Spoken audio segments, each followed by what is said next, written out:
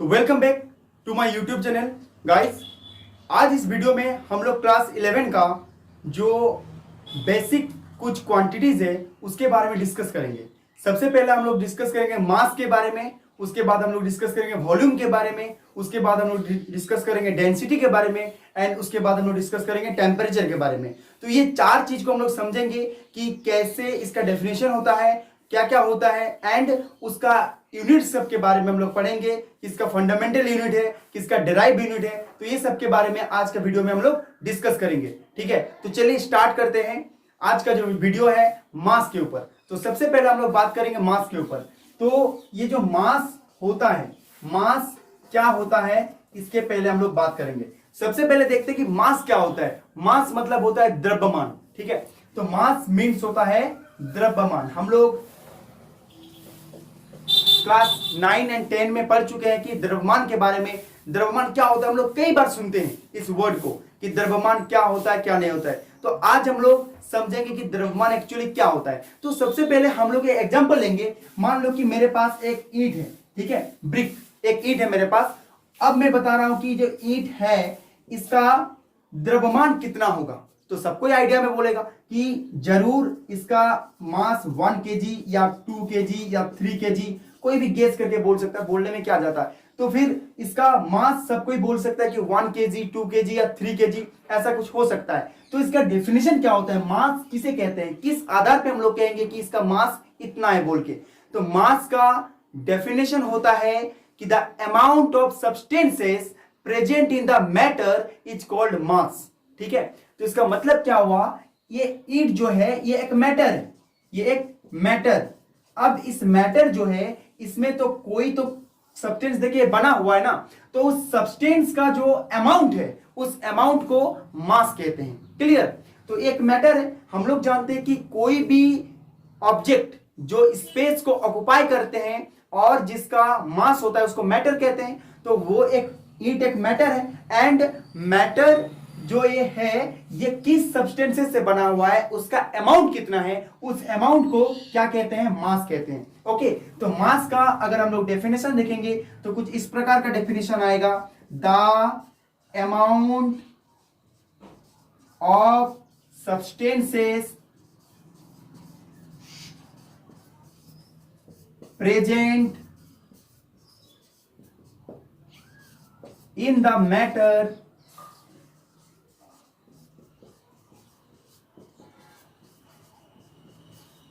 Is called मास। ठीक है, तो मास का डेफिनेशन क्या हो गया, the amount of substances present in the matter is called मास। यानी कि कोई भी ऑब्जेक्ट, ये मैटर है, ओके, तो वो मैटर जो है वो कोई ना कोई सब्सटेंस देके मिलके बना हुआ है। तो उस सब्सटेंस का जो अमाउंट होता है उस अमाउंट को क्या कहते हैं, मास कहते हैं। क्लियर। तो इसका सब्सटेंस का जो अमाउंट है इस ईंट का, उसको हम लोग मास कहते हैं। तो इसी के आधार पे हम लोग गेसिंग करते हैं कि इसका 1 kg की 2 kg की 3 kg, सभी का मास होता है। हर चीज इस वर्ल्ड में जितना भी चीजें हैं इस सब का मास होता है। और मास का डेफिनेशन हम लोग आज सीख गए कि मास किसे कहते हैं ना, कोई भी मैटर जिस सब्सटेंसेस से देके मिलके बने होते हैं उस सब्सटेंस का अमाउंट को मास कहते हैं। क्लियर। अब हम लोग देखेंगे इस मास का यूनिट क्या होता है ना। मास का जो यूनिट होता है ये होता है किलोग्राम। क्या होता है, किलोग्राम। तुम लोग देखो हम यहाँ पे 1 kg, 2 kg, 3 kg में जो लिया हूं इस आधार पे लिया हूं क्योंकि मास का जो यूनिट होता है एसआई यूनिट, और एसआई यूनिट इसका होता है किलोग्राम। क्या होता है इसका, किलोग्राम होता है। केजी, इसको शॉर्ट फॉर्म में हम लोग केजी लिखते हैं। तो मास का डेफिनेशन हम लोग जान लिए कि मास क्या होता है, the amount of substances present in the matter is called mass and the SI unit of mass is kilogram. Okay, तो ये फर्स्ट हम लोग का जो चीज था, जो टॉपिक था, क्लियर हो गया मास के बारे में। तो 1 मिनट के लिए आप लोग अगर चाहे तो इसको नोट कर सकते हैं। ठीक है,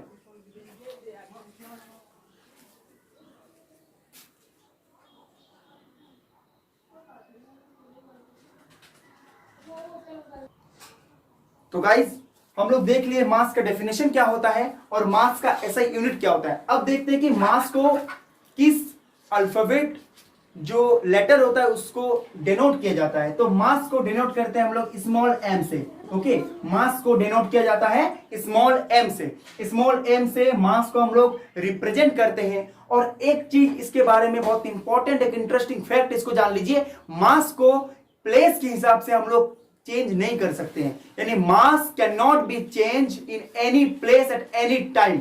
मास को हम लोग किसी भी प्लेस में चेंज नहीं होता है, मास कांस्टेंट होता है, मास कभी चेंज नहीं होगा। अब एक ईटा अगर जितना अमाउंट ऑफ सब्सटेंस से बना हुआ है, इसको कहीं पे भी लेके जाइए, अब अगर इसको चांद पे भी लेके जाइए तब भी इसका अमाउंट ऑफ सब्सटेंस बदलेगा नहीं, इसका वही रहेगा जो इसका सब्सटेंस यहाँ पे है, धरती में है, वो चांद में भी उतना ही रहेगा। चांद में जाएगा तो बदल जाएगा, ये सब कुछ नहीं होगा। ठीक है, तो मास का जो सब्सटेंस होता है, वो जो अमाउंट है उसका अमाउंट फिक्स्ड रहता है। मास का जो भी किलोग्राम होता है, जो अमाउंट ऑफ सब्सटेंसेस है, ये चेंज नहीं होता है, can not be change. Okay,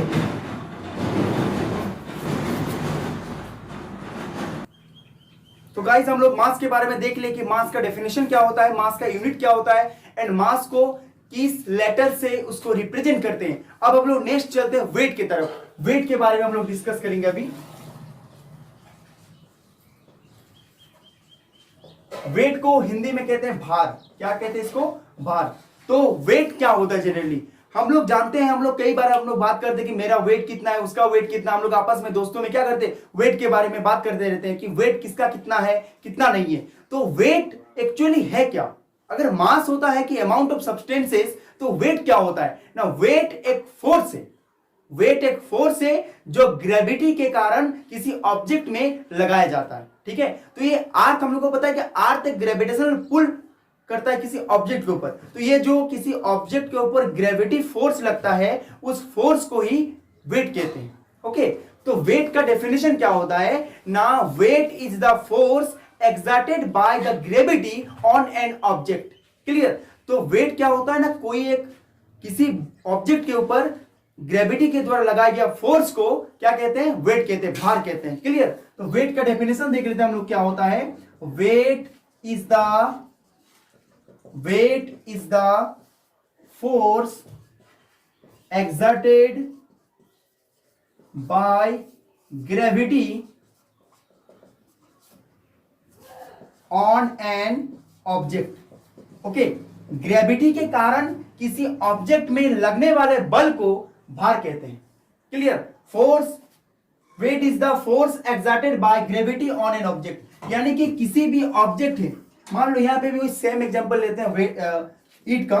तो इसमें क्या होता है कि नीचे की तरफ, ये अर्थ है, नीचे की तरफ एक फोर्स एक्सर्ट होता है जो ग्रेविटी लगाया जाता है। इस फोर्स को हम लोग कहते हैं, इस फोर्स को हम लोग कहते हैं ग्रेविटेशनल फोर्स, यानी ग्रेविटी। ये ग्रेविटी के कारण क्या होता है, कोई भी ऑब्जेक्ट को अपनी तरफ ये आकर्षित करता है, तो इसी ग्रेविटी फोर्स को वेट कहते हैं। ठीक है, ये जो ग्रेविटी फोर्स है ये हर जगह पे इक्वल नहीं होता है। ये अर्थ में कुछ ग्रेविटी फोर्स अलग है, मून में कुछ, यानी चांद पे कुछ ग्रेविटी फोर्स अलग है। यानी कि हम लोग कह सकते हैं कि वेट जो होता है ये प्लेस टू प्लेस चेंज होते रहता है। जैसे हम लोग मास में हम लोग बात की कि मास कैन नॉट बी चेंज, ये कोई भी प्लेस में मास को अगर चेक करेंगे तो मास सेम रहता है, ये चेंज नहीं होता है। लेकिन वेट जो होता है, weight place to place change होते रहता है। अर्थ में किसी ऑब्जेक्ट का वेट कुछ और दिखाएगा, एंड मून में जाएंगे, चांद में जाएंगे तो चांद में किसी ऑब्जेक्ट का वेट को कुछ और दिखाएगा। यानी कि वेट जो होता है वो चेंज होते रहता है। ठीक है, तो जैसे हम लोग का वेट अभी अगर मान लेते हैं कि कुछ है, तो मून में जाएंगे तो हम लोग का वेट क्या हो जाएगा, 1/6 टाइम्स घट जाएगा। यानी कि 1/6 टाइम्स के साथ हम लोग उसको इंटू कर देंगे तो जितना आएगा वही हम लोग का वेट होगा। ठीक है, अब हम लोग बात कर लेते हैं, वेट का डेफिनेशन हम लोग का हो गया। सेकेंड है हम लोग का यूनिट। तो वेट का जो एसआई यूनिट होता है वो होता है न्यूटन। क्या होता है? वेट का एसआई यूनिट होता है न्यूटन। बिकॉज क्योंकि फोर्स जहां पे भी होता है उसका ऐसा यूनिट होता है न्यूटन। ओके, अब इसका और एक इसका यूनिट है। यूनिट टू टाइप्स का होता है, एक होता है फंडामेंटल यूनिट, एक होता है डेराइव्ड यूनिट। तो वेट का जो फंडामेंटल यूनिट है वो है न्यूटन। ओके, एंड देन हम लोग बात करते हैं डेराइव्ड यूनिट का। तो वेट को W से रिप्रेजेंट किया जाता है, वेट को W से रिप्रेजेंट करते हैं, एंड वेट इक्वल टू होता है फोर्स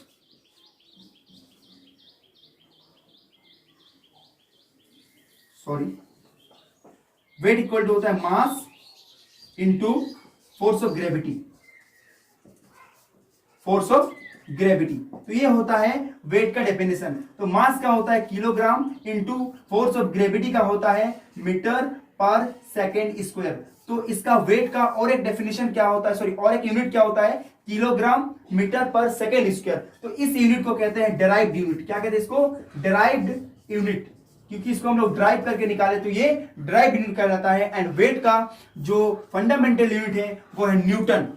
तो वेट के बारे में हम लोग यहाँ पे बात कर लिए कि वेट का डेफिनेशन क्या होता है ना, किसी भी ऑब्जेक्ट में जो फोर्स, ग्रेविटी फोर्स जो अप्लाई होता है उसी को कहते हैं weight. Weight is the force exerted by gravity on an object. Okay, and next weight को कैपिटल डब्ल्यू से रिप्रेजेंट किया जाता है। एंड वेट का जो फंडामेंटल यूनिट है वो है न्यूटन। एंड डेराइव्ड यूनिट होता है केजी मीटर पर second square. Okay, and weight place to place change होते रहता है। तो आज के इस वीडियो में हम लोग मास एंड वेट के बारे में डिस्कस किए कि मास क्या होता है एंड वेट क्या होता है। मास होता है amount of substances present in the matter. And weight क्या होता है ना, weight is the force exerted by gravity on an object. यानी कि मास अमाउंट ऑफ सब्सटेंस है, किसी पदार्थ की मात्रा है। एंड वेट एक बल है जो किसी ऑब्जेक्ट के ऊपर ग्रेविटी के द्वारा लगाया जाता है। तो ये होता है इसका डेफिनेशन दोनों का। एंड दोनों के बीच में अंतर क्या होता है ये हम लोग जान लिए। मास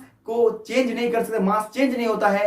एंड वेट जो होता है वो प्लेस टू प्लेस चेंज होते रहता है। अगर हम लोग अर्थ में किसी ऑब्जेक्ट का वेट को देखेंगे कुछ अलग आएगा। एंड मून में अगर उसी ऑब्जेक्ट का वेट को देखेंगे तो ये कुछ अलग आएगा। ओके, तो आज के वीडियो में हम लोग मास एंड वेट के बारे में जाने। आई होप कि आप लोग को समझ आया होगा एंड आप लोग को अच्छा लगा कि मास और वेट का डेफिनेशन। ओके, तो आज का नेक्स्ट टॉपिक में, नेक्स्ट पार्ट 2 में हम लोग बात करेंगे जो हम लोग का डेंसिटी है, जो हम लोग का टेम्परेचर है। एक के ऊपर एक हम लोग वीडियोस अपलोड करते रहेंगे। अगर आप लोग को इस वीडियो अच्छा लगा तो लाइक कीजिए, सब्सक्राइब कीजिए, ताकि आप लोग को नेक्स्ट वाला जो वीडियो आप लोग के पास तुरंत पहुंच जाए। Okay, thank you.